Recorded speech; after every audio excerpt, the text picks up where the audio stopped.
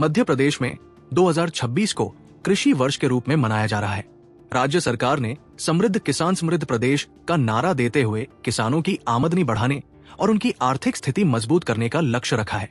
वहीं सीएम मोहन यादव ने समत्व भवन में आयोजित समीक्षा बैठक में 3 साल की कृषि योजनाओं की समीक्षा की। उन्होंने किसानों को देश और विदेश में कृषि नवाचार देखने की प्रेरणा देने के लिए उन्नत राज्यों और इजराइल, ब्राजील जैसी देशों की यात्रा पर भेजने के लिए निर्देश दिए हैं। इससे किसानों को खेती में नए प्रयोग और तकनीक सीखने का अवसर भी मिलेगा। सीएम मोहन यादव ने बैठक के दौरान कृषि के यंत्रीकरण, किसानों की क्षमता विकास के लिए प्रशिक्षण और भ्रमण कार्यक्रम, खाद्य प्रसंस्करण इकाइयों की स्थापना, उद्यानिकी विस्तार और एफपीओ निर्माण जैसी गतिविधियों पर जोर दिया। उन्होंने कहा कि इन उपायों से न सिर्फ किसानों की आमदनी बढ़ेगी, बल्कि रोजगार के नए अवसर भी पैदा होंगे। सीएम ने अधिकारियों को निर्देश दिए कि किसानों को खेती में आधुनिक तकनीक अपनाने के लिए प्रेरित किया जाए। वहीं खेती के खर्चों को कम करने के लिए नवाचारों को बढ़ावा दिया जाए। इसके अलावा किसानों के लिए सस्ती ब्याज दरों पर कर्ज, माइक्रो इरिगेशन, बेहतर बाजार नेटवर्क और उनके उत्पाद का उचित मूल्य दिलाना भी बैठक में मुख्य मुद्दा रहा। मुख्यमंत्री ने पशुपालन, मछली पालन और जलवायु के अनुकूल कृषि प्रबंधन पर ध्यान देने को कहा।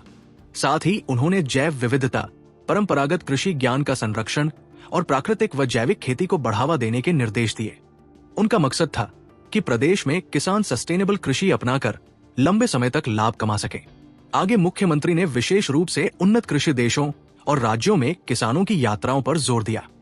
उन्होंने कहा कि किसानों को देश के सफल कृषि नवाचारों से रूबरू कराना जरूरी है। इजराइल और ब्राजील जैसे देशों में कृषि में तकनीकी और नवाचार देखने से किसान अपनी फसल की पैदावार और आमदनी दोनों बढ़ा सकते हैं। इससे उन्हें खेती में लागत घटाने और उत्पादन बढ़ाने के नए तरीके सीखने में मदद मिलेगी, जिससे प्रदेश की कृषि भी और समृद्ध होगी।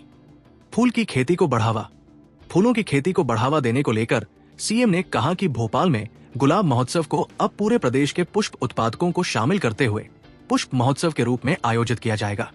सिंहस्थ 2028 को देखते हुए उज्जैन में 100 एकड़ क्षेत्र में फूलों की खेती को विशेष रूप से प्रोत्साहित किया जा रहा है।